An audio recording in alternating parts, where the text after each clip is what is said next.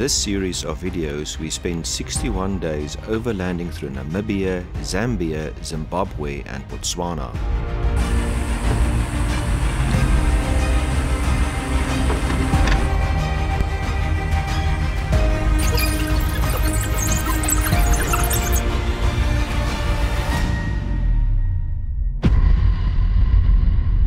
Our first destination was the Caprivi in Namibia.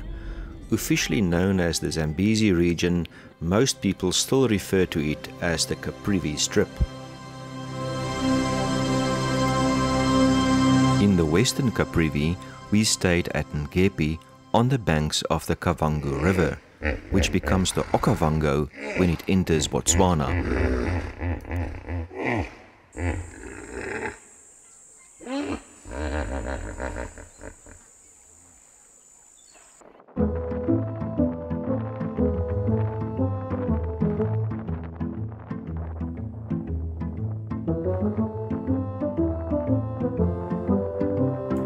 Personally, I wouldn't stand so nonchalantly in a river full of crocodiles and hippos.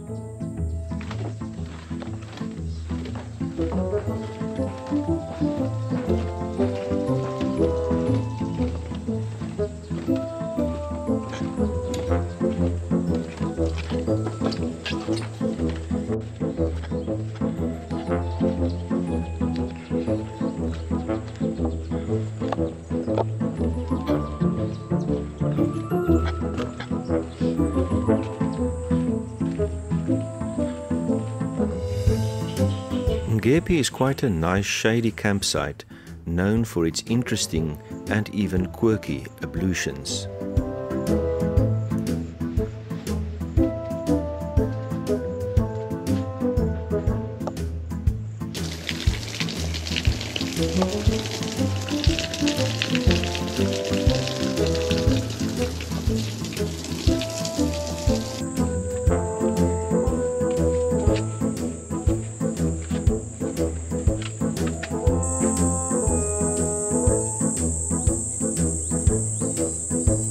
The real Popa Falls, not to be confused with Ipupa Falls, is actually just a series of rapids and is not very spectacular in the dry season. From Ngepi, we drove further east and stayed at the Livingston camp at the Nkasa Rupara National Park.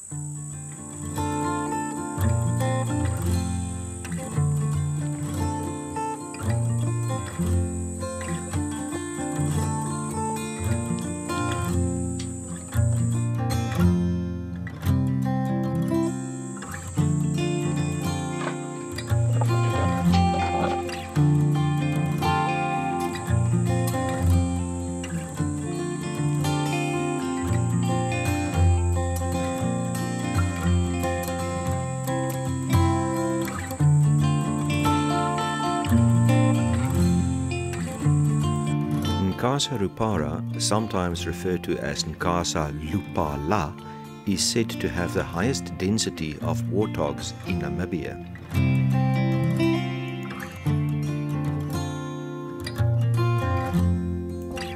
We also saw a number of reedbuck. Reedbuck has specialized habitat requirements, including the proximity of open water and cover. They are roughly the size of an impala. The bushy tail is characteristic.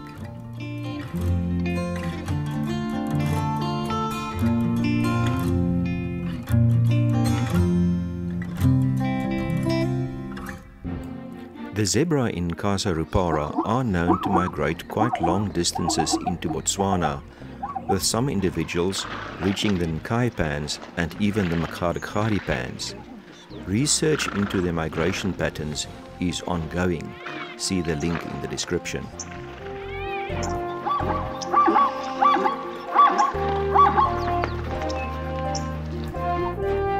You can see large numbers of red lechwe in the Okavango Delta and in the swampy areas of the Chobe.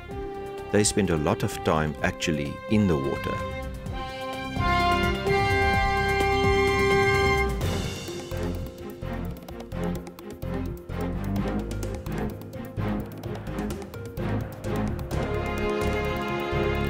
than 400 species of birds are found in Casa Rupara, including this southern carmine bee-eater. The area is very flat, and large parts of the park become flooded and inaccessible in the rainy season.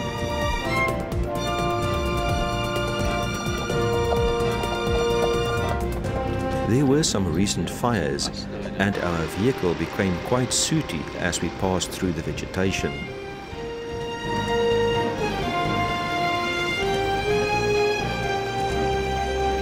There is also a very fine dust.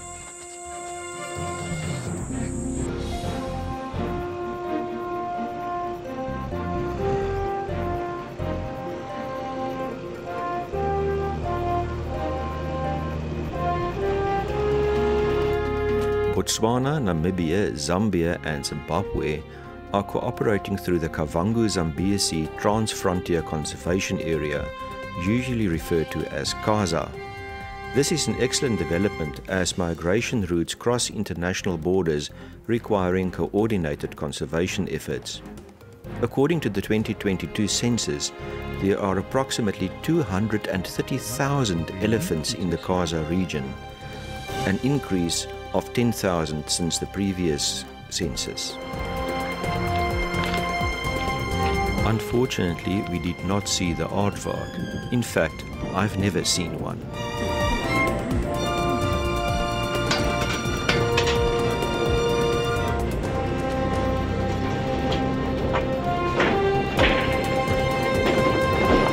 We then relocated to the Mbezi campsite to use as a base for exploring the Kwando area. The campsites at Mbezi are very spacious and quite shady. Each site features grass to camp on, a zinc with cold water, a fireplace and private ablutions with a shower with hot water from a donkey and a flush toilet.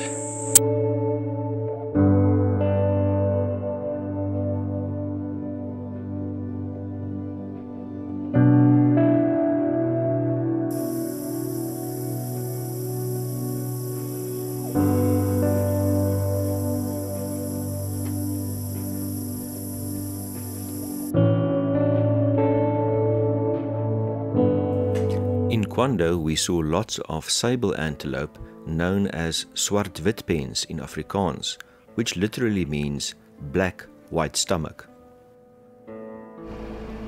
They become darker as they age.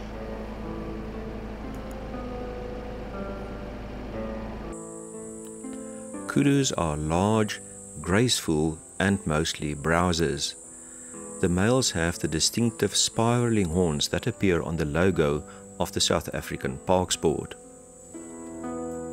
The kudus in the area were very relaxed. My, what big ears you have.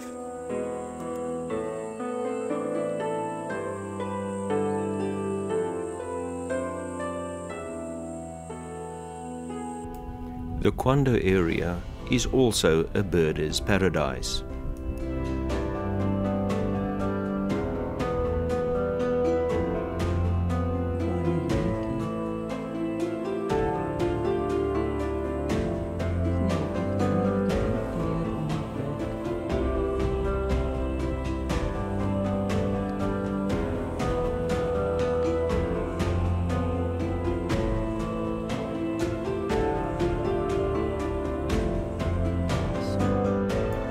We're not really birders, so I'm not sure whether these are tawny eagles or Wahlberg's eagles, or something else entirely. If you know, please tell me in the comments.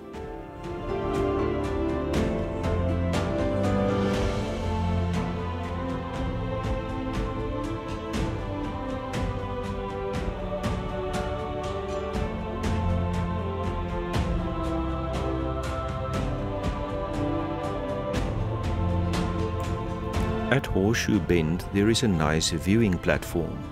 It also makes a convenient spot for coffee or picnic.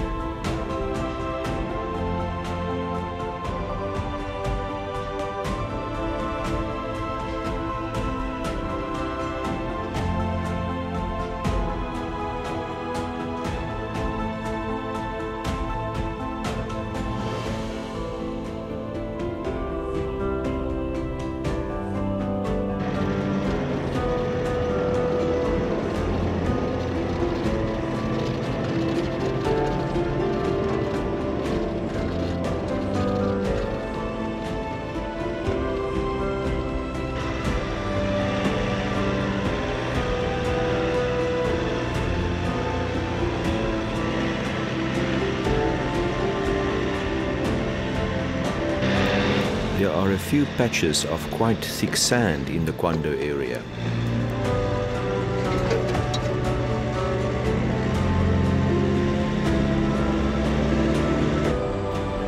Elephants are very destructive feeders. This can be a problem, as you'll see in later videos in the series.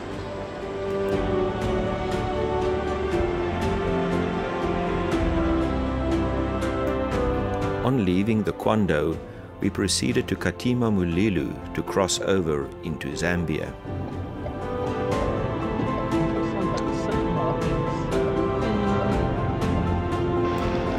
In the next episode, we visit the Luba Plains National Park, which is well known for its large hyenas. We see Oribis for the first time, witness the start of the annual wildebeest migration, receive visitors at night, and encounter some potholes.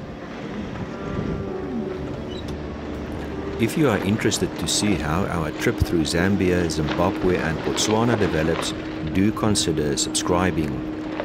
See you next time. And thanks for watching.